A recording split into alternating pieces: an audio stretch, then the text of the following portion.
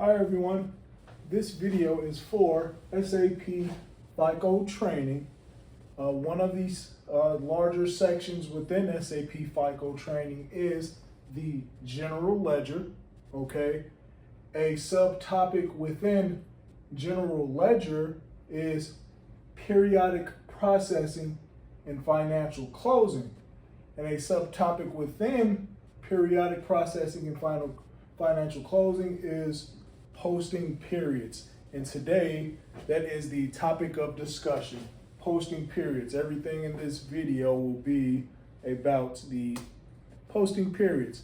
If these videos are helping you all on your SAP journey, I encourage you all to please like, subscribe, share, and drop a comment. Let me know what's your biggest takeaway about the posting periods. Okay. So I like to structure these videos in the language, the dialogue in these videos. I like to structure it around questions. Instead of just giving you information, I'll ask you a question and answer it, and that's the way I'll deliver the information to you. So, without further delay, why is period end closing a vital part of the general ledger processes? After period end, several period end sensitive, well-defined procedures must be performed that are reflected on the general ledger. What is a typical period? A calendar month, but may differ. Periods can also be quarters, or it can be some other kind of a variant for a company if they so choose to do it that way. What must be performed at the end of a calendar year? Several year-end activities. Okay. How can you control which periods can be posted to? By account type using the posting period variant. How does a posting period variant control which periods can be posted to? By grouping posting periods for account types. And please don't get scared, guys. I got screenshots. We're gonna go into SAP and we're gonna point out where all of this stuff is at. What level is the posting period variant assigned at? The company code level. I got a nice picture to show you guys. Menu path to define posting period variant. All right, we're going into SAP now, okay? So open up your SAP, preferably you're in a sandbox or a quality environment, E2Q, ERQ. If you're in production, be sure you don't mess something up. Okay, so you're gonna follow this menu path. Financial accounting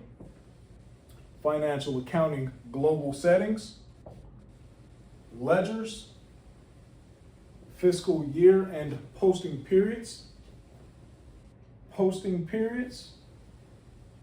define variants for open posting periods. Okay, and that's going to bring you to this screen. Okay, you're going to select the new entries button. I have it highlighted in red there. And you're going to create a new variant 1000. You see that's the first variant I have in the list there. All right, now that we've created our new variant, we're going to move on to assign this variant to a company code. The menu path to assign posting period variant to the company code is financial accounting global settings, ledgers, fiscal year posting periods, assign variance to company code. All right, let's bring you to this screen. You see I have highlighted on my screen here, company code 1000. So we're going to enter the variant that we just created, variant 1000, and we're going to enter that for company code 1000. And after we do so, click save.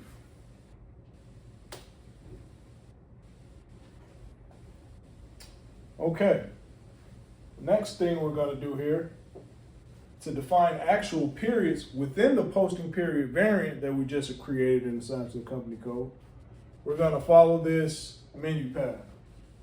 Financial accounting global settings, ledgers, fiscal year and posting periods, open and close posting periods. All right, that's going to bring you to a pop-up window. So you're going to enter the posting period 1000, the one that we just created, okay? And it'll bring you to this screen, and this screen is going to be blank, right? All of this data needs to be entered manually, okay? And I'm going to tell you all about this data right now. Don't worry. Don't you worry. By the time we get out of this video, you're going to know what all of this data means, okay? So, the first column here is for the account type. These are the account type descriptions. That plus sign there, that's valid for all account types, okay? A is for assets. D is for customers. K is for vendors. M is for materials. S is for the general ledger accounts. And V is for contract accounts. So you see I have that whole column highlighted there with all of the account types in it, okay? Why do they use these funky letters and not the first letter of the actual word? I don't know. I think because maybe it's based on German language or something like that. I don't know. But it'll do you some good if you could remember, or at least have this readily available whenever you're doing your diagnostics, or you run into the account type. You want to know what account type it is, right? Okay, next thing I want to talk about here. All right, you see I got this highlighted on the screen here. This is the number range of accounts that the rule will apply to. And if you leave the box empty, like all of the fields are in the from account section that I have highlighted with this big red box, if you leave it empty, that means that there's no restriction there, and it's going to apply to that entire account type, and not just a number range of accounts in that account type. If you wanted to, for example, in the A section, and the A stands for assets, asset accounts, if you only wanted it to apply to a certain group of asset accounts, then you can identify that group of asset accounts there. Maybe it's from, you maybe if you got 10 asset accounts and you only wanted to close the period for 5 of those asset accounts, you'd identify the 10 accounts that it would be open for, okay? So, kind of a rule of thumb for this whole thing. We're identifying the account periods that are open, right? If you want that account period to be closed, then it has to be outside of this range that's on this here transaction, okay? Okay. So, highlighted here is just the account from the account sections. So you can identify particular accounts that you want open. So you can have some accounts within the asset group, for example, that you can have closed, okay? And that'll be all the accounts that's not listed here, but the accounts that you do plug in here, these accounts will be identified as open, okay? Cool. All right. The next section I have highlighted here, okay? This is the period year combination, okay? You see the 1 there? That 1 stands for January. You see the 12 there? That 12 stands for December. If there was a 2, what do you think that 2 would stand for? February, right? There was a 5, what would the 5 stand for? May. How do you know? These are the numbers of the months, okay? So, in a when your periods are normal, you have 12 periods in a year, you have 12 months in a year, you know that, each number corresponds to the month, right? Okay. But let's say you just had 4 quarters. Where's your periods? Well, then that would be from period 1 to period 4. You get what I'm saying? Okay. And a quarter would consist of January, February, March. Next quarter would be April, May, June, so forth and so on. Okay. And I already said it, but any period outside of this, outside of what we have highlighted here, if there's a period outside of that, see, we got 2021 and 2021 in there. So anything, any year, let's say it's year 2020, that accounting period is closed. The only periods that's open is the periods listed here. So how this reads, January of 2021 to December of 2021, those posting periods are open, right? Okay, but if you look at 2020, all of those periods are closed because it's not identified in this list. You got it? Okay. Everything identified in this list is open. Anything outside the parameters of this list, the posting periods are closed. Okay? I want you to know that we have 3 different sets of period year combinations here. Okay? That's what the rest of these numbers and fields are. You have 3 different sets. So you have the flexibility if you wanted to be a bit particular about what's open and what's closed for whatever reason, you can get particular, okay? Typically, this is how it's set up though, as the data is on the screen. Let's move on. Okay, so if you look at this section I have highlighted now, period 13 to period 16, they represent special periods. And these special periods are used to make adjustments after the year is actually closed.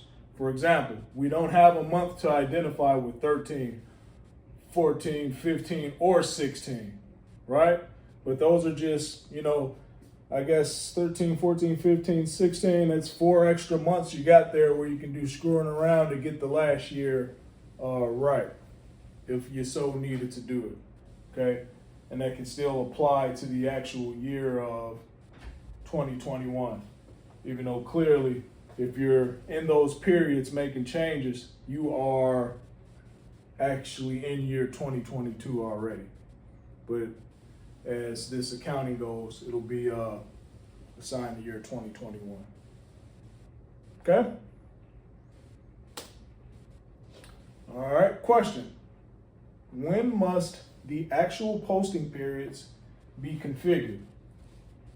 Okay, when doing an initial SAP implementation, like a greenfield implementation from scratch, then the actual posting periods must be configured at that time. Talking SAP S/4HANA. And to whom it may concern, today is October 9th of 2024. This is based on SAP S/4HANA 2020. Okay, this video. Probably should have said that at the beginning. Anyway, question. During the initial implementation, are the older posting periods left open or closed by the consultants? Typically, the older posting periods are left open, right? And that leads to this next question. Who is usually responsible for maintaining configuration for the posting periods? The business user. Consultants obviously can do it, but I mean, you know, they don't want to be paying us big bucks to be doing that kind of stuff. And if these videos are helping you, I encourage you to please like, subscribe, share, comment in the video. Let me know, did you understand? Was this video clear to you? Was the instruction clear in this video? Please drop a comment and let me know how I'm doing. Thank you all for listening. Until next time, take care.